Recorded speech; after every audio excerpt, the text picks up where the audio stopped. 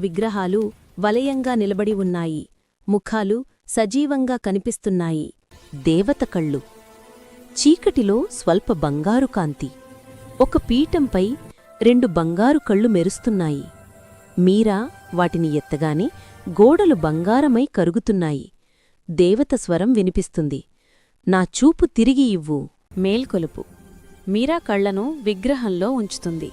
బంగారు తంతులు తెగిపోతాయి. దేవాలయం వెలుగుతో మునిగిపోతుంది. విగ్రహాలు ధూళిగా మారిపోతాయి. వెలుగు మాయమైనప్పుడు డస్క్వుడ్ మళ్లీ నిశ్శబ్దంలో నిలుస్తుంది. కాలం ఆగిపోయినట్టుగా. ఉదయ అద్దం. ఉషోదయం. మీరా దేవాలయ అద్దం ముందు నిలబడి ఉంది. అద్దంలో ఆమె తలపై బంగారు కిరీటం, ముఖంలో బాధతో కూడిన చిరునవ్వు. బయట గ్రామస్థులు మళ్లీ జీవిస్తున్నారు. కాని ఆమె మాత్రం వెళ్లదు. నిత్య నిశ్శబ్దం. ఏళ్ల తరువాత ప్రయాణికులు డస్క్వుడ్ గుండా వెళ్లినప్పుడు ఆలయ ద్వారం వద్ద ఒక నీడను చూస్తారు. ప్రతి సాయంత్రం ఆ నీడ దీపాలు వెలిగిస్తుంటుంది. వారు చెబుతారు, సాయంత్రం మీరు జాగ్రత్తగా వింటే ఆమె స్వరం వినిపిస్తుంది.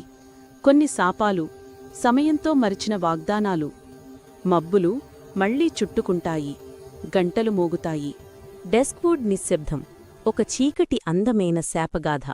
డిజ్నీ మాంత్రికతలో మిగిలిన ఒక నీడ.